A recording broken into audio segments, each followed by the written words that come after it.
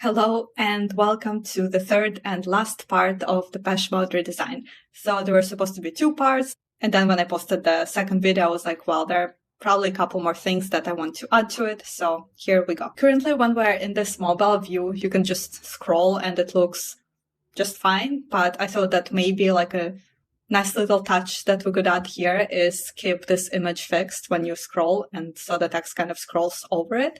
So what I mean by that is something like this, where as you scroll, the image stays and you're just kind of just like a very light parallax version.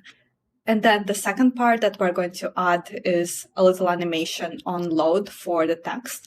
So right now, if I were to load this, you see it's like very sudden, the text just appears.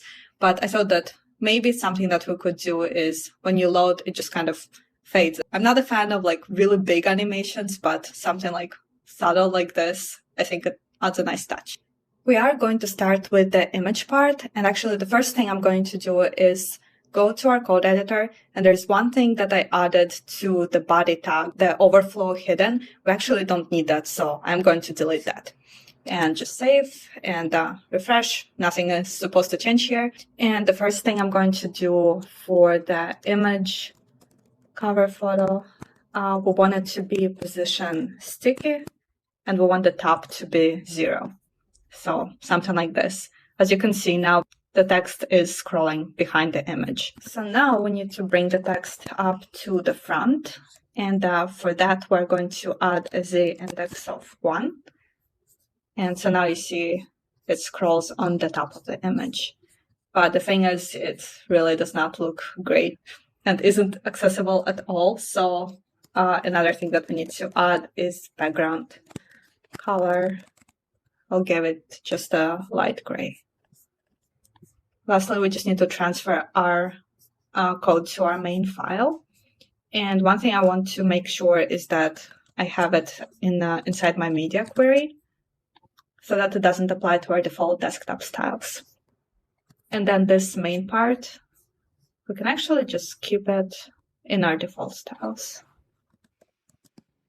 So now we can refresh, and now it works. And actually, one more thing, I did just realize that we have a variable for this color. It's kind of the off-white, white.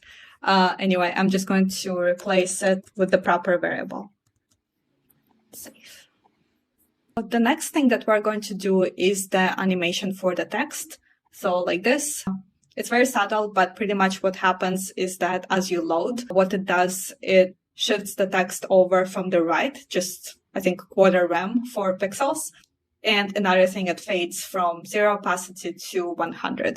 There are two things we need to do to get this animation working. So first, we need to write the animation function in CSS, as well as a class that we will use that animation on. And then we need to take that class and add it to the element or elements in our HTML file, to which we want this animation to be applied. So we will start with CSS. I'm going to go to the file, and just right above the media query, I'm going to start by creating our function using keyframes. And our function name, I'll just give it a basic fade in, and then we'll open it up. And so at 0%, what we want to do is we want our element or elements to start a little bit like to the right of their final position. So what I want them to do is to be translated on the x-axis a little bit over to the right.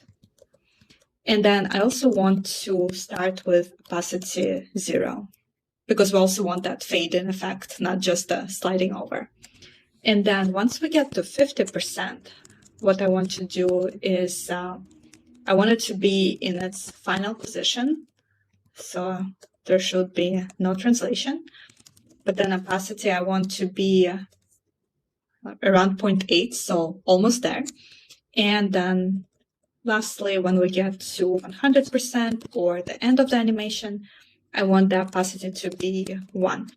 So what's going to happen is going to like shift a little bit and fade almost all the way. And then once in its final state, it's going to do that like extra 0.2 opacity and then be 100%. So that's our animation, but we're not really applying it to anything yet.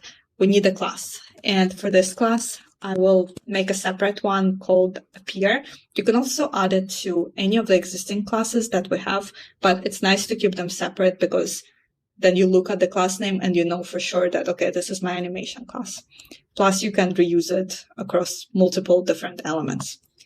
And for this one, we're going to do animation name fade in, and then animation duration. We want 1.5 seconds, so 1.5 seconds. So now when we go to our site, still nothing happens because we didn't actually add this class to any of the elements. So what we're going to do now is return to our HTML file. And just on this main element, I'm going to add a class of Appear. And now when I refresh, you can see that it fades in. Actually, one thing, I'll probably just increase it from 1.5 seconds to 2. All right, so yeah, these were the 2 things that I wanted to add. I will push them to the test GitHub repositories that I created for this website, so you can get all the code from there. Anyway, thank you for watching, and let me know if you'd like to see any other coding tutorials.